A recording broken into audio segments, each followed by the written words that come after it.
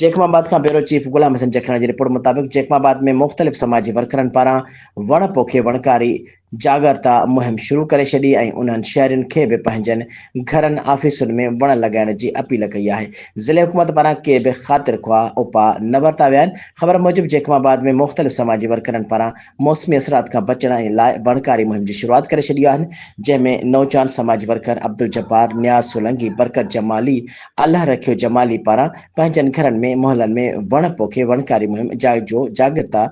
जी शुरूआत करे छॾी आहे। उन्हनि पंहिंजे पैगाम में आम शहर वासियुनि खे पंहिंजनि घरनि आफ़ीसुनि मोहल्लनि में वण पोखण जी अपील कंदे चयो त पंहिंजे ईंदड़ नस्ल ते रहम करे वधि में वधि वण पोखे गर्मी ऐं मौसमी असरात खां बची सघिजे थो। ऐं उन्हनि वधीक चयो त अफ़सोस ज़िले इंतिज़ामिया अञा ताईं हलंदड़ वणकारी मुहिम में के बि उपा न वरिता ऐं न ई वण पोखण जी शुरूआत कई आहे।